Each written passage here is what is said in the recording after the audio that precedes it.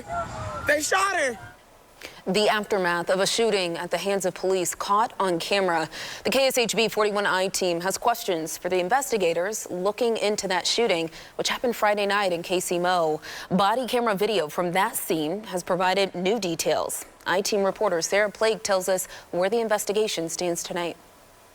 The Kansas City Police Department pledged transparency around the investigation into an officer-involved shooting last Friday. They shot her. They shot her. And the KCPD 41I team is working to get more answers. On Tuesday, the Missouri State Highway Patrol said after reviewing initial body camera video, the woman had a gun in her hand when KCPD shot her. Here are the initial details.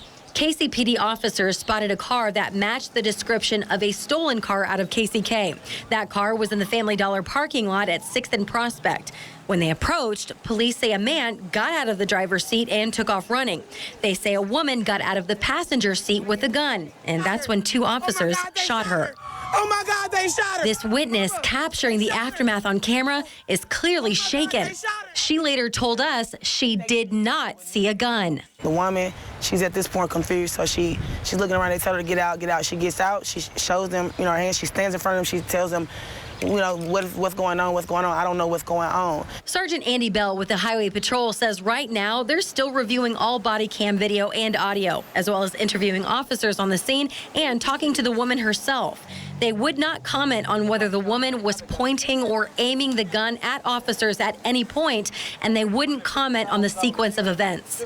Officer-involved shooting investigations can take a long time, and we never have all the information in the following days. We've asked for body cam and dash cam footage, as well as all police reports, but police likely won't release them for a while. However, KCPD 41 News sat down with KCPD last year to talk about use of force. It is always based on that person's actions and a life-endangering need to stop those actions by using that force as quickly and efficiently as possible to save the life of that officer and, again, anybody else that may be beyond that officer or nearby. How much did officers try to de-escalate the situation before shooting the woman? That remains to be seen as well.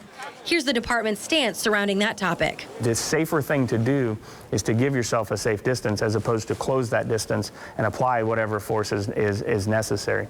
The unfortunate reality is sometimes that distance is not available or a person makes a choice to close that distance.